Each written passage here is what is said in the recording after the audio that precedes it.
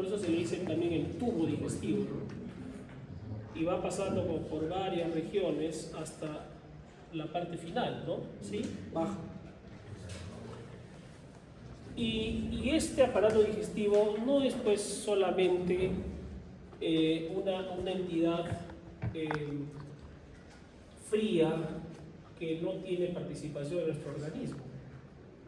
Hace más de 100 años, a inicios de los 900, hubo una etapa en que se pensaba que el aparato digestivo era el centro de nuestro cuerpo, o sea, que era más importante que el sistema nervioso, que el sistema cardiovascular, y se trataban con enemas, la limpieza, etcétera, ¿no?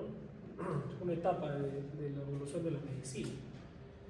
Y ahora sabemos que nuestro aparato digestivo tiene procesos y funciones clave como la ingestión y transporte, digestión, pero no solo eso, sino absorción y excreción. O sea, son varias las funciones de este aparato digestivo y que cada una de ellas, cada una de estas partes y funciones, pues pueden ser fácilmente blanco terapéutico, ¿cierto? A ver, dime un ejemplo de un blanco terapéutico. ¿Qué es esto? ¿Ah? ¿Qué? Ahora, yo voy a hacer mucho esto de preguntarles, ¿no? Porque quiero que no solo estén atentos y copien y graben videos que nunca más van a ver, sino que razonemos, ¿ya? Que pensemos en su cerebro. Acá arriba, acá adentro hay un cerebro. Pues vamos a usarlo, porque no nos gane la IA, ¿no? Porque si no, si todo va a ir a la IA, no está bien. ¿Ya? La IA es muy buena, hay que usarla. Pero primero usemos nuestro criterio, ¿ya? Entonces yo he preguntado, en base a esto que acabo de decir, dígame un ejemplo de algo que a ustedes se les ocurre que puede servir en nuestro curso. Sí. Por ejemplo, el omeprazol en el estómago. O algo general, dime. Por ejemplo, para suprimir el ácido del estómago. ¿Sí? Ya. ¿Otra cosa? Las venenosis. ¿Las qué? Las venenosis. Los parásitos. O sea, para tratar parasitosis, claro. Porque en el aparato intestinal, ¿no? Puede haber parásitos y podemos tratarlos, ¿sí? ¿Qué más? ¿Qué más? ¿Qué? Si hay dolor, ya, podemos calmar el dolor. Y podemos ahí derivar muchas cosas. Si tiene diarrea, si está con constipación, si no tiene apetito, ¿sí? Si tiene mucho dolor urente en epigastrio este paciente, si tiene reflujo, ¿se dan cuenta? Entonces ya podemos ir pensando en varias posibilidades, ¿no? Donde va a entrar nuestro curso. Y justamente eso es lo que vamos a hablar, ¿ya? A ver, ¿puedes leerlo? Bueno, antecedentes. Paciente, mujer de 56 años con artrosis de reciente inicio y dolores articulares en ascenso. Medicación actual, consumo diario simultáneo de diclofenaco y naproxeno cada 8 horas. Hasta ahí nomás. Entonces es una mujer de 56 años con artrosis y dolor, ¿no? ¿Qué son estos fármacos? AINES. Cada 8 horas tomen naproxeno. ¿Qué puede estar pasando en esta paciente? Puede generar problemas gástricos. ¿Cómo así? ¿Cuál es el efecto de los AINES en el estómago? Es de dos tipos, ¿no? ¿Cuáles son? Uno, directo, porque los AINES son ácidos, puede producir un daño directo a la mucosa gástrica. Y dos, por inhibir las prostaglandinas, sobre todo la prostaglandina I2, que es la prostaciclina, que se encarga de la producción de moco. ¿Se acuerdan? Ya, para eso estudiamos farmacología, ¿ya? No solamente para probar, porque eso me va a servir cuando trate un paciente, ¿sí? Entonces yo digo, oye, esta señora está recibiendo cada 8 horas antiinflamatorios, ¿no? ¿Qué podrá pasar? Continúa. Cuadro clínico. Síntomas: 5 días de evolución. Presenta dolor tipo quemazón en epigastrio de intensidad 8 de 10, evolutivo, acompañado de náuseas e inapetencia. Ahí nomás. Entonces la señora les dice de que ya varios días, casi una semana, le quema, no tiene hambre, tiene náuseas, le duele el abdomen de forma urente. ¿Qué se se ve acá? Examen preferencial. Se evidencia dolor objetivo en el epigastrio a la palpación. Muy bien. Entonces, ¿qué es lo que vamos a pensar? Que la paciente probablemente esté haciendo ¿qué? Una gastropatía medicamentosa, ¿no? Por esos medicamentos. ¿Y qué medicamentos sugieren como tratamiento? ¿Y por qué? Vamos a ver esta primera parte de los fármacos que actúan a ese nivel. Para ello, ustedes tienen que saber qué hay pues, en la mucosa gástrica, ¿no? En el epitelio del estómago y en general del aparato digestivo. Ustedes saben que existe la histamina, la gastrina y la acetilcolina. Y estos tres son promotores de la secreción ácida. ¿De acuerdo? Las prostaglandinas, sobre todo la I2 y la E2, más bien controlan generando producción de moco principalmente. ¿Sí?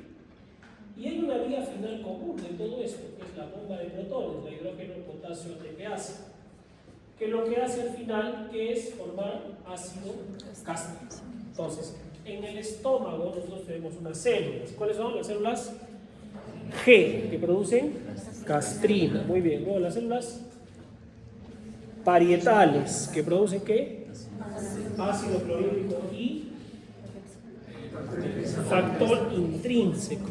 ¿Y para qué sirve el factor intrínseco? Para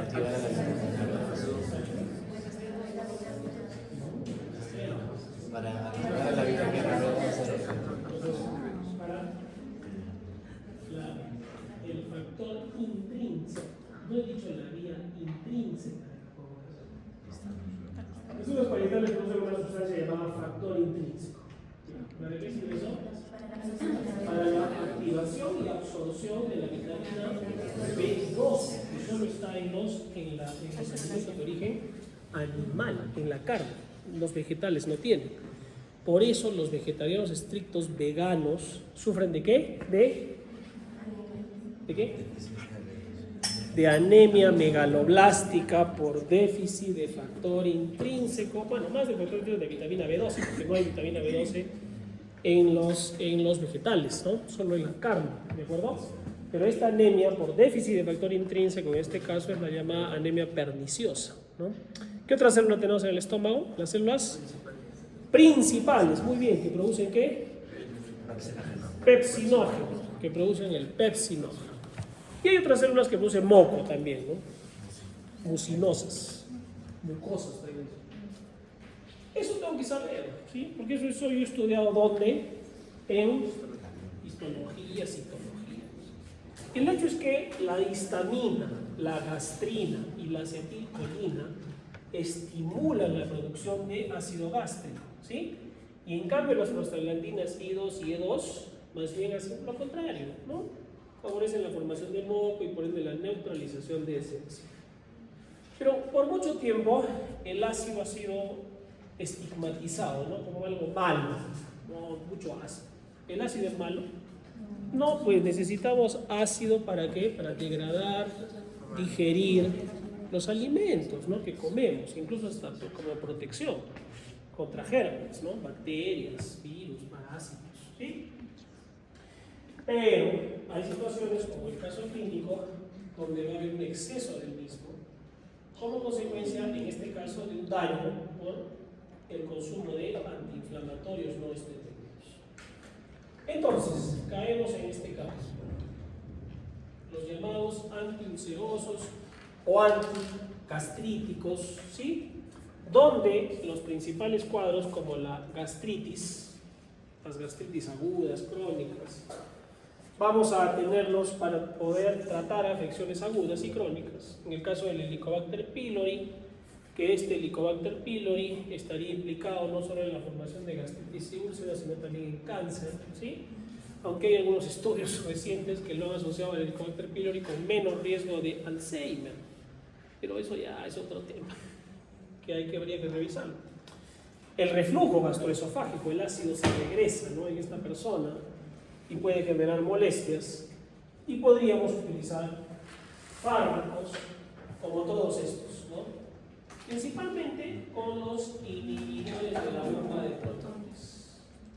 Y se acuerdan de la bomba de protones, potasio ATPase, que da ese hidrogenio para la formación de ácido clorhídrico. ¿De acuerdo? Inhibe esa bomba pues, de protones justamente, ¿no? Y los otros que también los vamos a revisar, ¿ya? Empecemos por los bloqueadores H2. Los voy a nombrar porque han sido parte de la historia, pero ya retirados del mercado. Ya les voy a decir por qué, ¿ya? Estos bloquean los receptores H2 de histamina, no los H1. Son antihistamínicos, pero contra los receptores de tipo 2.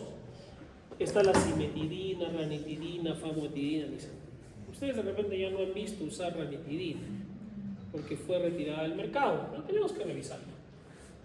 ¿Qué pasa si se bloquean los receptores H2 en las células parietales? No se forma, pues, no sale este hidrogenio para la formación del ácido clorhídrico. No se inhibe esa secreción ácida. Además, disminuye la actividad de pepsina y disminuye la secreción de factor intrínseco, pero sin afectar la absorción de vitamina B. Hasta ahí todo era bonito, sin embargo, estos fármacos han sido retirados del mercado.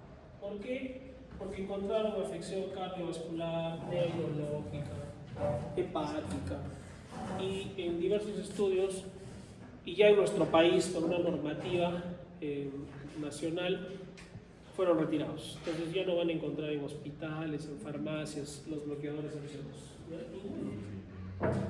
Bueno, el que más utilizado nosotros era la ranitidina. ¿Y qué pasa con los inhibidores de la bomba de protones? ¿Cuál es la bomba de protones? La hidrógeno, potasio, ATPase. ¿Qué hacía? ¿Se acuerdan? ATPase. Estimula el ácido gástrico. ATPase.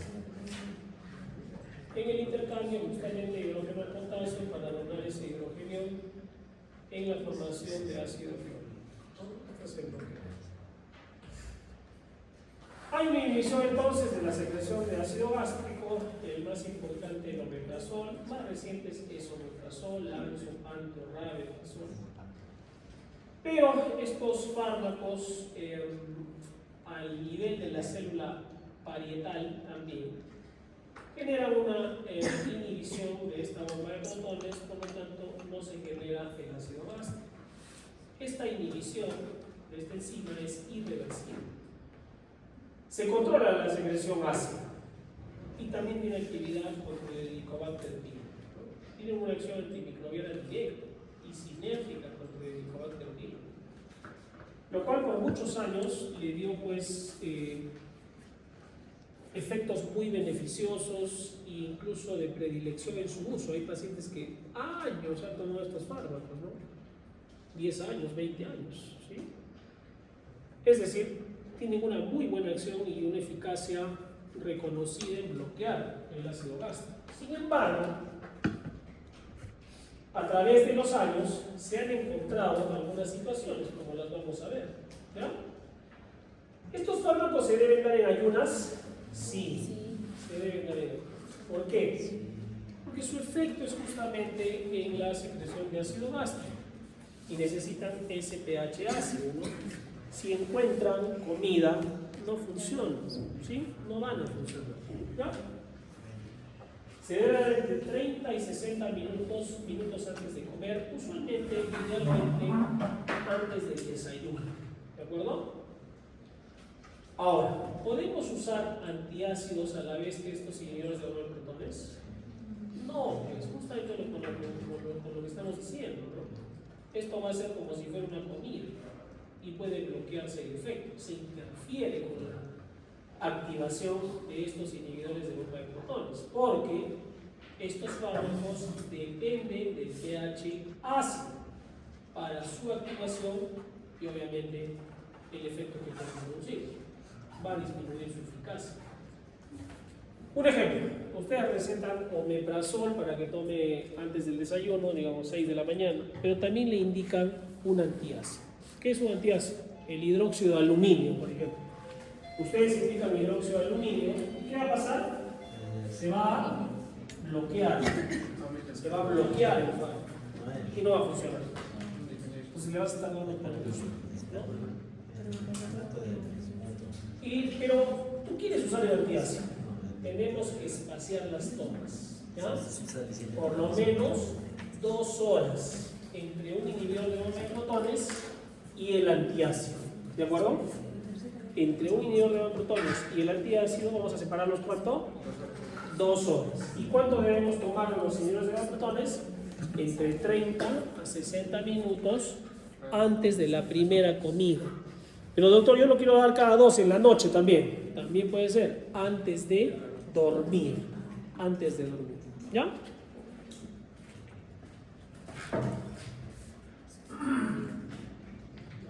Los IBPs, los inhibidores de protones, tienen un efecto fundamental en la cicatrización de úlceras. Entre el 50 al 70% a las 2 semanas se cicatriza y 95% a las 4 semanas. O sea, son fármacos muy efectivos, ¿sí? No afectan la liberación del factor intrínseco, reducen levemente la pepsina. Pero, ¿qué pasó? Se empezaron a hacer estudios en los últimos años con el omeprazol principalmente, que es el fármaco más utilizado. Y se vio que tratamientos cortos, 5 días, 1 semana, 10 días, ¿sí? 1 mes, eran bien tolerados, no producieran alteraciones. Algunos pacientes preferían náuseas, cólicos, vértigo, insomnio, pero rara vez, ¿sí? Sin embargo, en pacientes con tratamientos prolongados, meses o años, podría generar hiperplasia de la mucosa gástrica, asociado esto a mayor riesgo de fracturas y neumonías en los pacientes. Es decir, alteraba la situación ósea de esa. Imagínense una persona mayor de tercera edad que tiene ya osteopenia, osteoporosis, y yo le receto 1 año ya omeprazol, voy a aumentar ese riesgo. ¿De acuerdo? Estos fármacos también se encontró que podrían interferir en la metabolización de fármacos de estrecho margen como la fentoína, la warfarina, el diazepam, y aumentar los niveles de otros como la claritromicina y la ciclosporina. Y todo esto tengo que saberlo. Si yo le estoy dando a un paciente, a ver, tenemos un paciente que tiene una arritmia cardíaca y usa marcapaso. No hay para comprar un nuevo anticoagulante como apixaban, rivaroxaban. Le doy warfarina, no hay otro. Y a la vez le doy omeprazol. ¿Qué puede pasar? Disminuye el efecto de la warfarina. Vamos a disminuir el metabolismo de este fármaco. Por lo tanto, ¿qué va a pasar? Va a tener el paciente mucha warfarina. ¿Cómo actúa la warfarina? Es un anticoagulante que inhibe, ¿qué? Ahí sí fue lo que me dice. Inhibe la vía intrínseca de la coagulación, que depende de qué factor es de coagulación. El 2, el 7, el 9 y el 10. Acuérdense el número 2790. Así es la mnemotecnia, ya para que nunca se olvide. Miren, warfarina. La warfarina la ponen así fechadita y es la E, ¿no? Porque inhibe la vía extrínseca de la coagulación. La warfarina extrínseca. Y los factores que se inhiben son los 2790. El 2, el 7, el 9 y el 6. ¿Ya? ¿Sí? Muy bien. ¿Cuál es su antídoto si el paciente está tomando Vitamina K. ¿Cuál? Vitamina K. Vitamina K.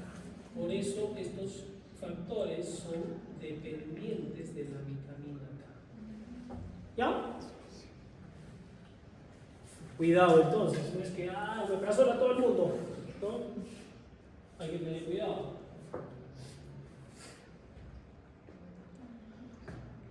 ¿Cómo se usan estos fármacos? El omeprazol suele darse 20 miligramos por día, hemos dicho para qué situaciones, pero para cosas más grandes como este tumor que produce gastrina, puede ser dosis más altas, ¿no? lansoprazol, pantoprazol, que tienen más que todo un efecto farmacocinético un poquito más favorable porque se usan una vez al día, ¿no? También son más caros, pero que sí tienen una inhibición un tanto más efectiva. Y tomar una pastilla una vez al día siempre va a ser mejor que tomar dos, ¿no? Por comodidad. Muy bien, esto yo les había comentado, pero fue una alerta mundial sobre el uso prolongado de omeprazol, principalmente, que fue el fármaco en el que hicieron el estudio. Podría generar incremento en ACVs y en deterioro cognitivo, asociado a infarto, nuevo miocardio y osteoporosis, más fracturas de cadera, formación de pólipos, sobrecrecimiento bacteriano y riesgo de peritonitis, neumonía, encefalopatía, nefritis intersticial. Es decir, no aconsejamos ya el uso prolongado de los mismos. Ya hace un tiempo estábamos usando más la ranitidina en vez de ¿no? Y sale la alerta de la ranitidina.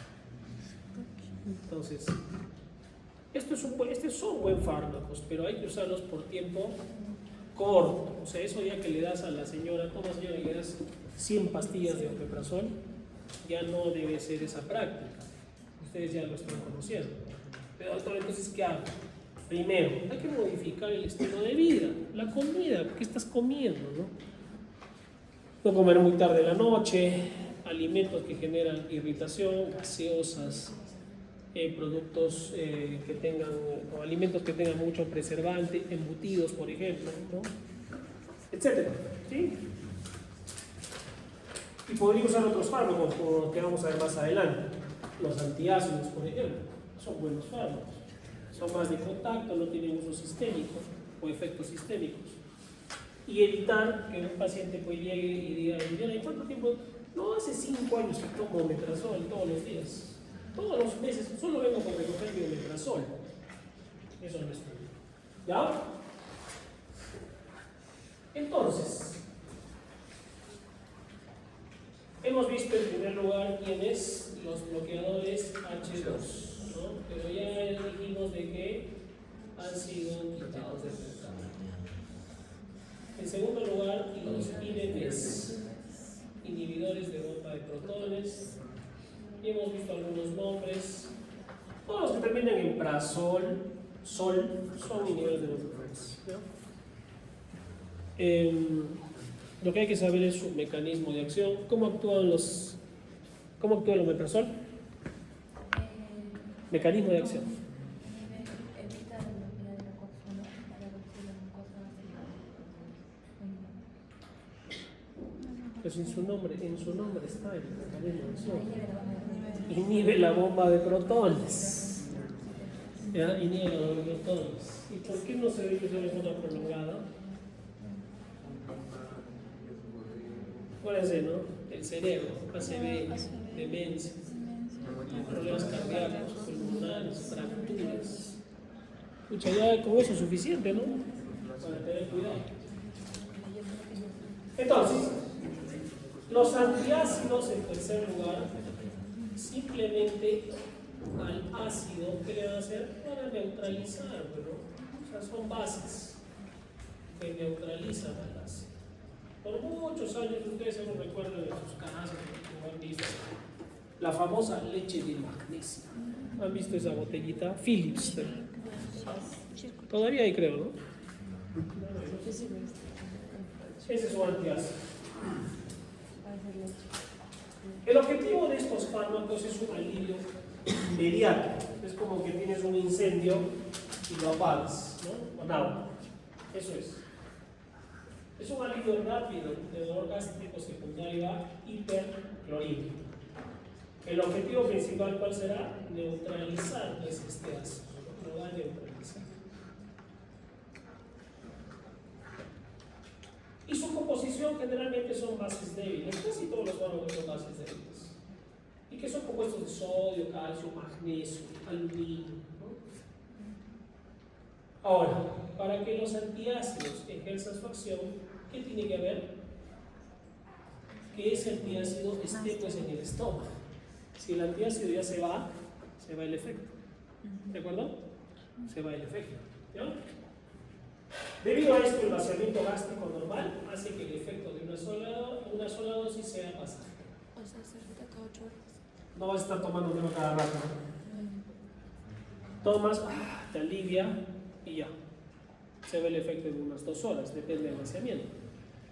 Si tu comida es una comida normal, sin mucha grasa, el vaciamiento es en 2 horas. Si la comida es muy grasosa, el vaciamiento es en 4 horas. Por eso no es recomendable comer muy tarde. 11 de la noche te estás comiendo una salchipapa. 4 horas te va a digerir esa salchipapa. Y te puede caer mal. Bueno, ustedes a su edad pueden comer de todo. Pero igual hay que cuidarse.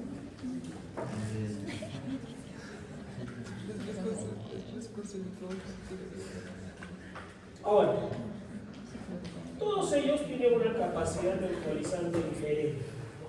Que puede ser, fíjense, el carbonato cálcico puede ser mucho más neutralizante, el hidróxido de magnesio y el hidróxido de aluminio en menor proporción, ¿no?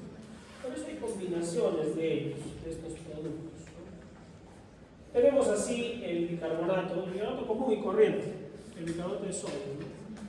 Disuélvete un poquito de bicarbonato en agua y te lo tomas. Es un efecto tampón, ¿no? O buffer, ¿sí?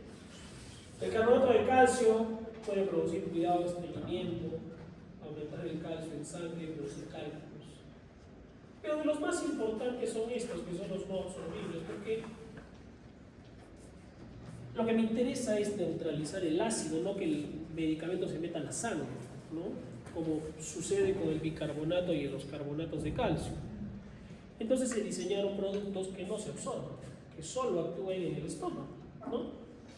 Y salieron los derivados de aluminio y derivados de magnesio. Es más, los juntaron y salió un producto llamado Milanta. ¿Han escuchado el Milanta?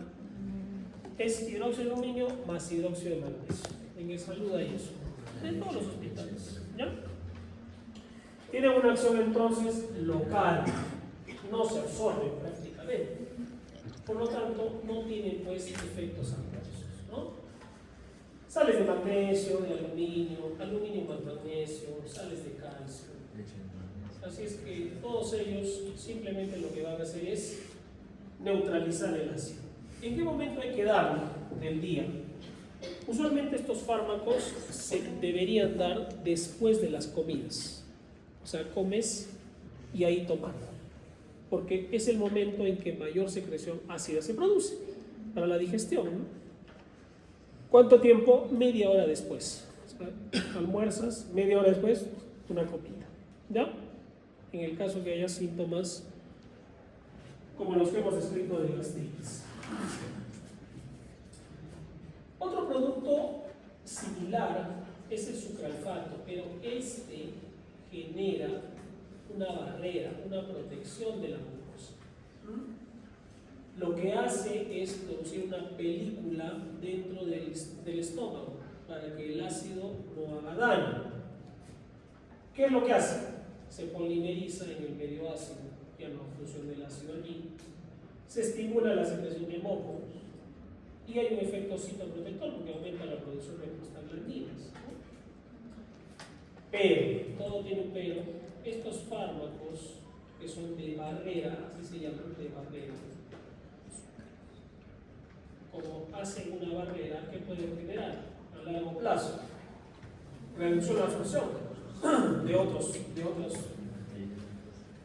medicamentos como las quinolonas, tetraciclinas, etc. Van a interactuar con antiácidos. Los antiácidos necesitan que haya ácido, y si este lo bloquea, no va a funcionar. Así que no receten un antiácido más un protector de barrera. Puede generar, y esto se queja la mayoría de pacientes, constipación, ¿no? Estreñimiento, el uso de sucralfato. Este, por lo tanto, se debe dar con el estómago vacío para que haga buena barrera. O sea, hay que darlo media hora antes de los alimentos. El más conocido es el sucralfato. El bismutol, las sales de bismuto, Son protectores de la mucosa gástrica. Se usan también para erradicar el Helicobacter pylori, así como los inhibidores de bomba de protones, y tienen un efecto protector de la mucosa. Forman una barrera física similar al sulfato. Pero puede generar náuseas y vómitos. Cuidado con esto. Y esto sí siempre le repito, por favor anótenlo. Tienen que decirle al paciente. El más conocido es el bismutol. El bismutol es un jarabe de color rosado. El sucralfato es blanco. Este bismuto puede generar coloración oscura de las heces. Cuidado. Y si no le dicen al paciente, el paciente se asusta y va a pensar que es sangre y va a terminar de repente con una emergencia. Incluso la lengua, pero principalmente las heces. Y es por la interacción del bismuto con ellas. ¿Ya? Hay que avisar siempre. El misoprostol. Este fármaco, antes de la llegada de los inhibidores de bomba de protones y de los bloqueadores H2, era de los más usados en los años 70. Pero, ¿qué pasa con el misoprostol? Puede generar abortos. Entonces ya no se utiliza en este capítulo, ¿no? Pero deben saber que inhibe la secreción ácida, aumenta la secreción de moco, pero evidentemente puede provocar contracciones uterinas, así es que pues ya no se indica, pero para que lo conozcan, ¿no? Sí, ¿ya? Muy bien. ¿Pueden leerlo? Caso clínico, presentación de pacientes diagnóstico. Varón de 49 años, dolor urente y epigastro de 1 año de evolución. Hallazgos clínicos. Endoscopia alta, se encuentra gastritis aguda y biopsia positiva para Helicobacter pylori. ¿Cuál es el tratamiento a seguir? Muy bien, entonces, tienes el caso, tienes el diagnóstico, ¿sí? De lo que hemos estudiado, ¿qué le daría? ¿Qué dice? ¿Podríamos usar un inhibidor de los protones? Sí. ¿Qué más podríamos dar? ¿Cuál? Ya, podríamos hacer bismuto. ¿Qué más? Podríamos usar un antiácido. ¿Qué más? Podríamos usar un protector tipo de barrera, como el sulfato. Muy bien. O sea, podríamos usar todos los fármacos que hemos estudiado, ¿no? Para mejorar el caso de este paciente. Acuérdense que les he dicho que de los que hemos leído hasta ahora, estudiado, ¿cuáles son los que tienen efecto anti-Helicobacter pylori? Los IBPs, ¿qué más? El bismuto, ¿qué más? ¿Alguno más? Y los de barrera, ¿ya? Entonces, llegamos justo a esto con esa pregunta. Este Helicobacter pylori ha sido asociado a la presencia de gastritis, úlcera y cáncer. Por ello, cada vez que se hace una endoscopía, se hace una biopsia. Y si se evidencia el Helicobacter pylori, hay que tratarlo, ¿sí? Ahora hay pruebas indirectas, el test de la ureasa, que le hacen por el aliento, ¿no? ¿Sí? Para no estar haciendo endoscopías. Es altamente eficaz en la curación de las úlceras pépticas y en la mayor parte de los casos con tratamiento prolongado, que suelen ser de 2 semanas hasta 4 semanas, ¿no?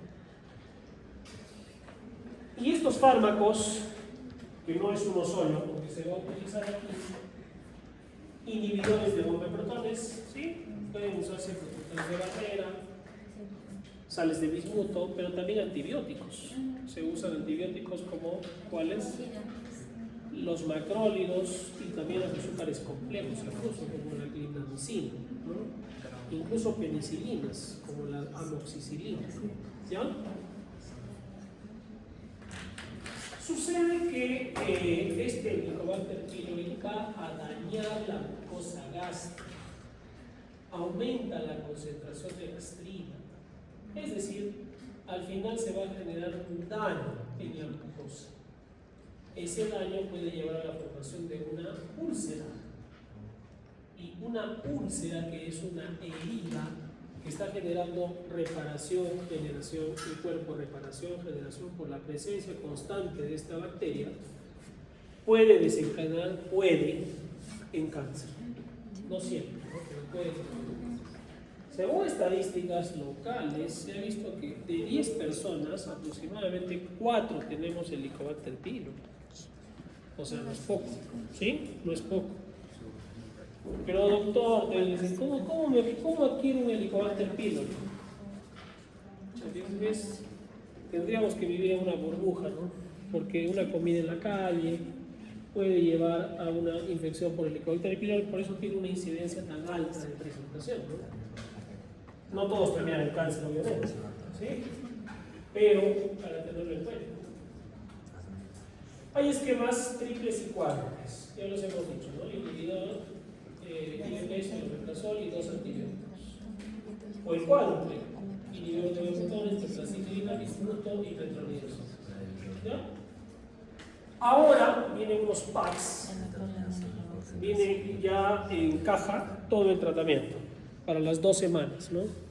Y ahí te dice que tomar en la mañana, que tomar en la tarde, que tomar en la noche. Son un poquito caros, pero si no pueden comprar eso, pues pónganlo por separado, ¿no? Cada uno es igual al final. Muy bien. ¿Puedes leerlo? Lees desde ahí. Nada. Para ampliarlo.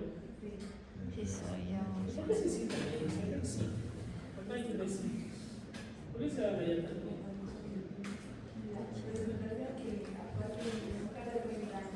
Escuche.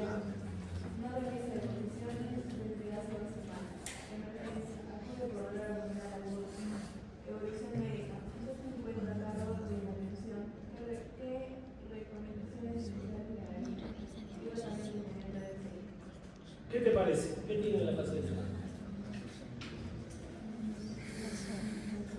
¿Cuál es el diagnóstico? Sí, lo mismo. Constipación. Y si recuerdan constipación, el concepto es que una persona no haga, o mejor dicho, que las deposiciones tengan características más duras, ¿no? Escasas en contenido y que en su frecuencia sea menor a 2 por semana. O sea, el paciente que le dice, oye, ¿ese cuánto tiempo no haces deposición? No, hace 2 semanas. Eso no está bien, ¿no? ¿Y qué es lo malo de no hacer deposiciones? ¿Qué dices? ¿O está bien? Está mal. ¿Por qué? Puede generar obstrucción. Bueno, puede ser. ¿Qué más? ¿Qué? Con los microorganismos. Ya puede ser. ¿Qué más? Ya puede generar diverticulitis. Si el paciente tiene divertículos, puede generar diverticulitis, ¿es verdad? ¿Qué más? No hay peristaltismo, sí puede llegar a las medias alteraciones. Cáncer de colon. No hay datos que el estreñimiento lleve a cáncer de colon. Si no, debes a veces que el cáncer de colon se manifiesta con estreñimiento. Sobre todo el cáncer de colon o el tumor de colon descendente. El colon ascendente sangra más, o sea, no es de más anemia, ¿no? Pero sí hay que tenerlo en cuenta igual, ¿no? Si es una persona mayor que te dice una vez al mes hace deposiciones, no está bien, no es un cáncer. Hay que tenerlo en cuenta, ¿no? Listo, entonces, ¿qué hacemos? ¿Qué le recomiendan? Tiene 30 años. Primero, ¿qué le debe hacer primero? De manejo.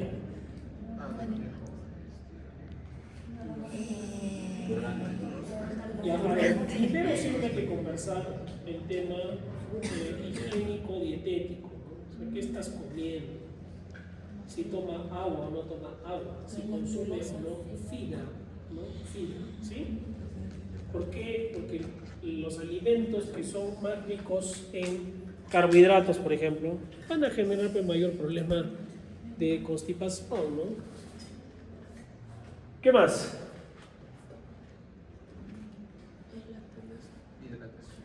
¿Ah? Está hace 2 semanas que no hace deposición. N. Podemos usar un NN evacual. La lactulasa. Y ya en los hospitales, clínicas, hasta hace un tiempo teníamos los enemas esos artesanales, que la técnica le ponía jabón, le ponía hasta rocoto y eran muy efectivos.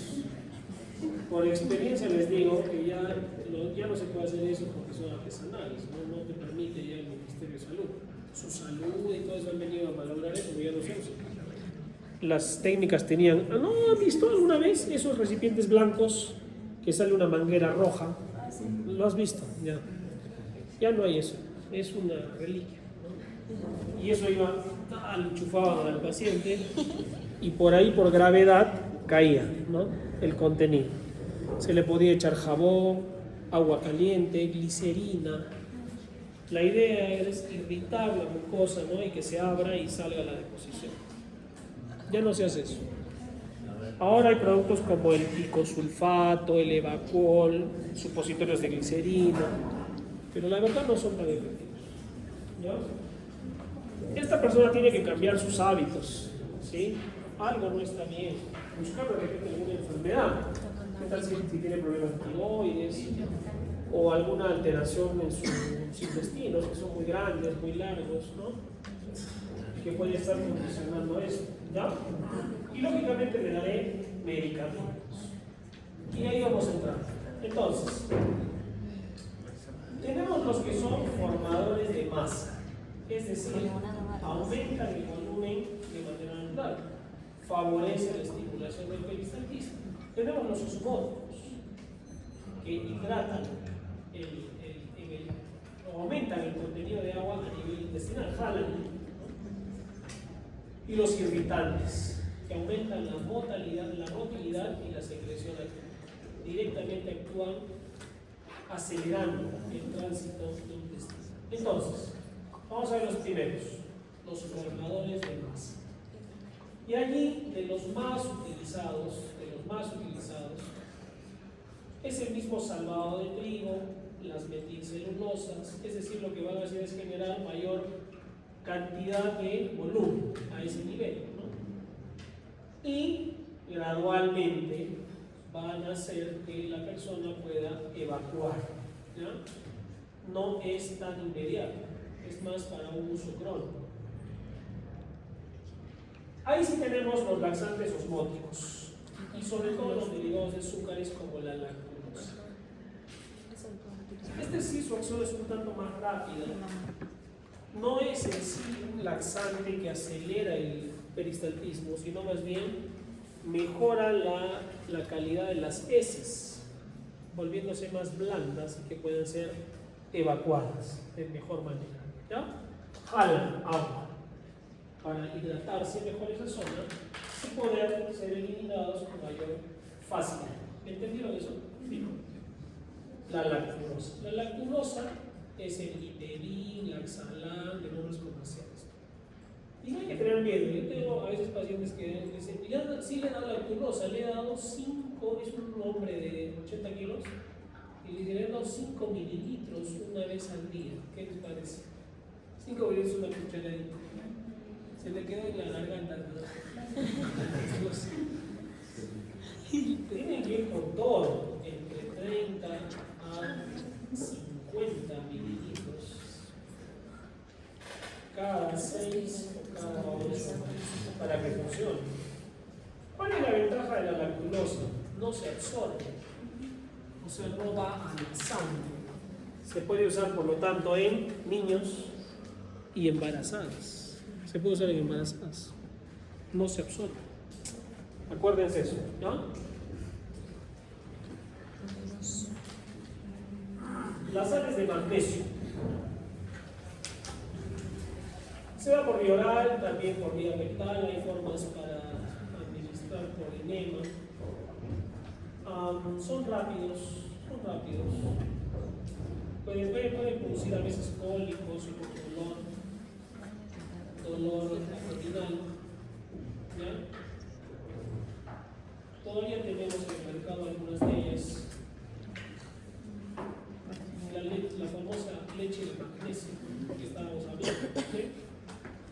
efecto antiácido, pero también laxante. ¿Sí?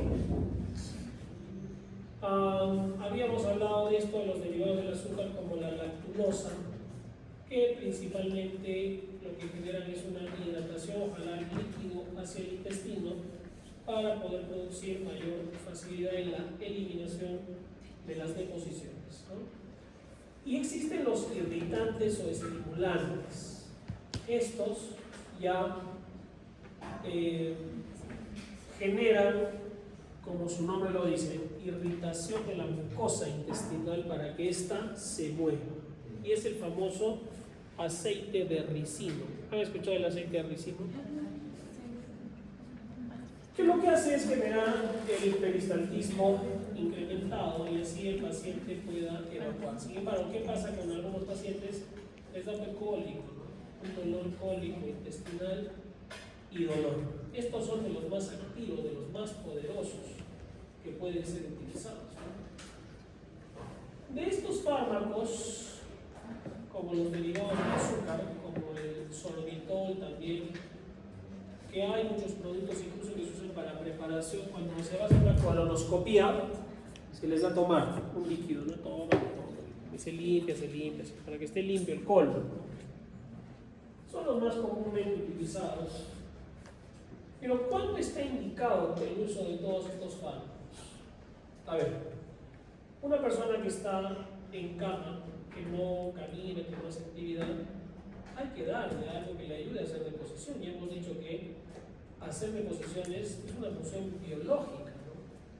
Si no la realiza de buena manera, le va a traer problemas, ¿no? Hace unos meses tuvimos una señora, 80 años, ¿ya?, que no hacía deposiciones 2 semanas. Tanto ha sido el estreñimiento, la constipación, que ha terminado en sala de operaciones, porque no salía. Incluso tuvimos que hacer extracción digital. Bueno, ahí lo mandamos al internito de medicina. Al internito tiene que sacar. Y salían como piedras. No salían, se obstruyó completamente. Se ha tenido que operar y hacer resección intestinal, porque ya era como que las heces ya se formaban parte del colon, o sea, era una sola masa, ¿no? Entonces ya eso no lo vas a poder sacar, ¿sí? Felizmente fue bien, ¿no? Fue bien y salió de alta, pero a eso no puede llegar una persona, ¿sí? Sobre todo ¿quiénes? Personas mayores. Están en la cama, echados todo el día, le dan de comer, nadie ve si hace deposiciones o no hace deposiciones. Hay que tener mucho cuidado, ¿ya? ¿Qué tal si tienen un paciente que tiene problemas coronarios o cerebrovasculares y es estreñido? No puede pujar, el pujo le puede tener problemas. Podemos usar estos fármacos. Si hay dolor al esfuerzo, por ejemplo, presencia de fisuras, ¿no? Si el paciente está estreñido severo, no está bien, no es mal, ¿no? Le va a tener problemas, ¿ya? Preparación, si vas a hacer una colonoscopía, como hemos dicho, o una cirugía, el paciente tiene que estar pues en ayunas y que no esté lleno de heces allá adentro, ¿sí? Muy bien. ¿Quién puede leer? ¿Puede leer? Yo. Presentación. Paciente, varón de 20 años de edad. Cuadro principal. Cursa con diarrea acuosa abundante. Síntomas asociados se presenta junto a náuseas y vómitos. Indicación y pregunta. Decisión médica. Se decide añadir un médico antidiarreico al esquema de soporte indicado. Descripción. Racecadotril. ¿Cuál es el mecanismo de acción? Ahora vamos a ver esto. La diarrea tal vez sea de las situaciones más comúnmente que vemos, ¿no? La diarrea puede ser aguda, ¿qué más? Persistente y crónica. Aguda es cuando, solo eso es biología, ¿no? Aguda es menos de, ¿qué? Ya se olvidaron ya. 2 semanas. Persistente Entre 2 de 2 a 4 semanas. Y crónica, Más de 3. más de un mes, más de 4 semanas. ¿Sí? Y cada una tiene sus causas, ¿no? Sus causas más comunes. ¿Sí? Muy bien. Entonces, tenemos fármacos inhibidores de la motilidad. Los opioides, por ejemplo, reducen el peristaltismo. Favorecen la absorción de agua y electrolitos al reemplazar el vaciado. El bismutol disminuye la secreción intestinal de fluidos, o sea, también tiene un efecto, además de antiácido o de barrera, ¿no? Son modificadores del transporte y pueden generar o ayuda o ser positivos en pacientes con diarrea. ¿Okay? Agentes absorbentes que se unen a toxinas y ácidos biliares en la luz del tubo digestivo y previenen la irritación de la mucosa. Los inhibidores de la motilidad. Ahí tenemos opioides. ¿Como quién? Este es el más utilizado. La loperamida. ¿Qué hacen? Actúan no sobre los receptores opioides del aparato digestivo. ¿Sí? Estos receptores pues aumentan el tono, ¿no? Etcétera. Y al ser inhibidos, por ejemplo la loperamida, el paciente pues hace, o con estos medicamentos se hace que el intestino se paralice, ¿no? Se paralice. Puede servir en un caso de una emergencia, algo que tienen que hacer, sí, pero no es un fármaco de uso continuo. ¿Por qué? Porque ¿qué tal si la diarrea es infecciosa? ¿Qué va a hacer esto? Nada. Más bien el problema puede avanzar. Puede avanzar. Entonces, tiene que estar unido a un examen de heces y a evaluar una causa probable. No se debe usar en niños, cuidado, debe estar proscrito. Bueno, se dice menores de 2 años, pero no le daría ningún niño. ¿Ya? El bismuto, muy útil en la famosa diarrea del viajero. Es muy común ver a extranjeros que mandan con su frasquito rosado, para todos lados. Que lo van con su frasquito rosado y se toman agua del río, se comen ahí en el puente Grau, ahí en la esquina. ¿Han comido ahí? Sí. Rico están comiendo. Y de ahí se van a la clínica Arequipa. No, eso del río Chile no es broma. Si atendimos a un paciente que fue a pescar al río. Alguien le dijo que había peces. Fue a pescar. Y le dio pues sed. Estaba en el río, se tomó el agua. O sea, agua del Misti, Rico. del vino de Lucy. Con una E. coli entero invasiva. Casi se muere. Así que no tomen agua del río Chile. Antiguamente seguro se tomaba, ¿no? Hace 500 años. Ahora, tú estás en el río, se ve pues limpia, ¿no? Pero si te vas 5 kilómetros más arriba, aquí están defecando en el río. Y lavando la ropa, ¿no? ¿Sí? Aunque ahora lo veo más limpio, o me parece. O sea, ya antes se veía basura en el río, ya han hecho limpieza, ¿no? Algunas asociaciones. Pobre río. Entonces el bismuto es un buen medicamento. Ese frasquito rosado es muy bueno. Y la persona lo puede tomar 20, 30 mililitros cada 8 horas, tiene un efecto antidiarreico, incluso antibacteriano. Cuidado con las heces oscuras, no se olviden, ¿ya? La lengua, el paciente va, tengo mi lengua negra, ¿qué pasa? Algunos agentes absorbentes, ¿qué significa absorbente? Que se pega a las sustancias, ¿no? Son las llamadas resinas de intercambio.